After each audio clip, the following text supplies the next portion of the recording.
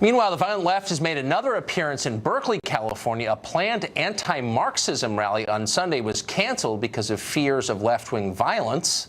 Those fears turned out to be justified. Thousands of marchers showed up. Thanks to the presence of Antifa anarchists, things got violent very fast. Watch.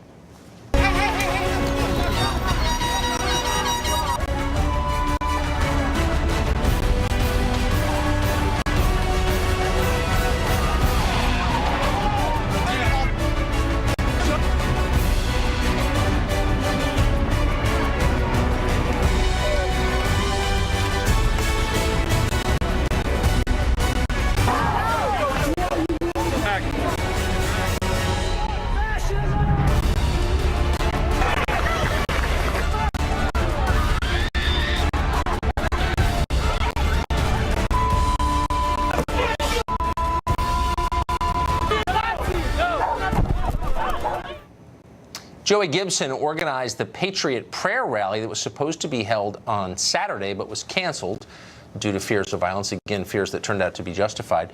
Gibson was in Berkeley on Sunday, and while there, he was pushed, punched, pepper sprayed, assaulted. The police looked on while a lot of this took place. Check out this video from his group's YouTube page. Later, police were seen...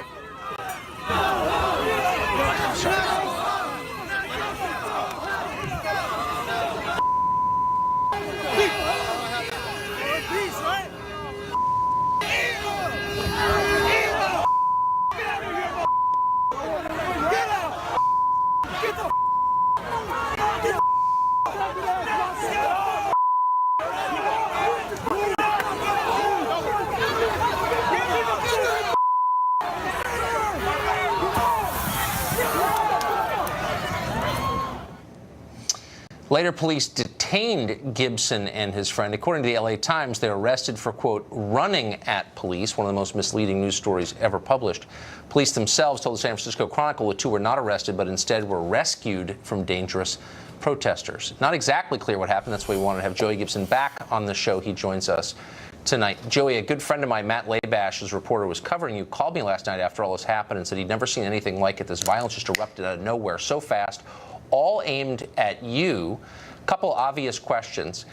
There are police all around. Why did none of them come to your aid as you were being beaten in the head and pepper sprayed? Well, we've talked to quite a few police officers. Most police officers, they join the force because they want to help people out in these situations. Yeah. Unfortunately, there's people higher up who are not allowing them to do it. Trust me, they didn't want to stand around and just watch, okay? We have mayors all over California and in this country that are using the police forces for their own political gain. Did you I just want to be totally clear. This is the third time you've been on this show. You've been repeatedly described as an alt-right figure, a white supremacist, a white nationalist. You've said that none of that is true, and I believe you. I just want to be clear. Did you say anything provocative, use racial slurs? Did you say anything before you were just pepper sprayed and hit in the head? No, we constantly preach love. It's our thing. That's what we want to do. We want to preach love, unity, and peace. These things are really important. We have to have that in our country.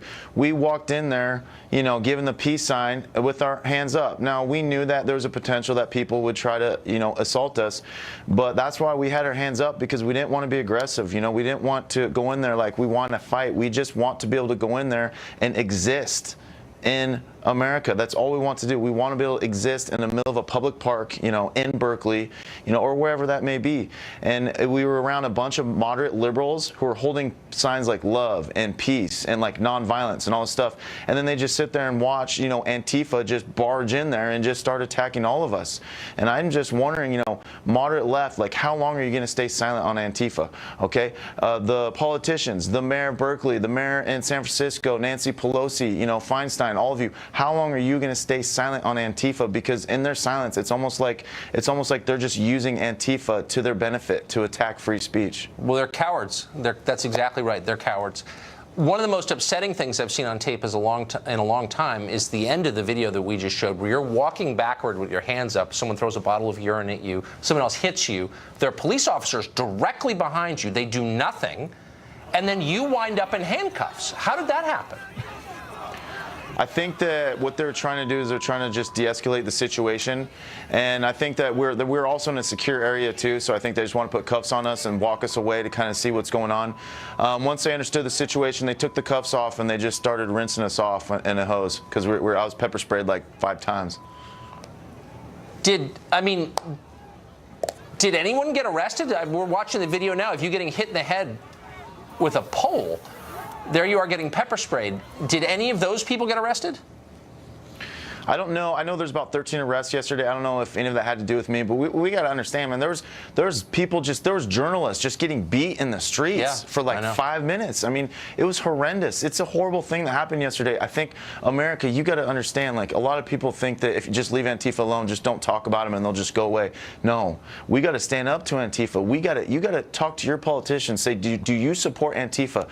Do you support their violent tactics? I mean, guys, if you go on YouTube and you search up the film, there is horrendous things that happened yesterday.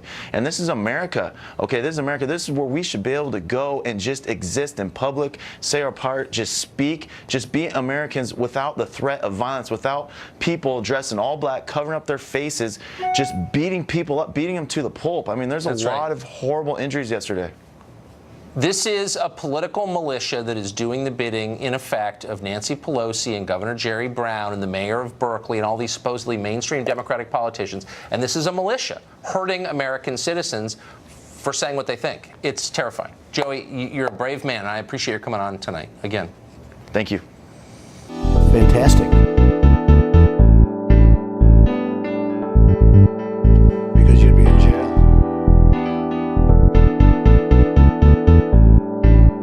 Better believe it. Subscribe to Very Fake News.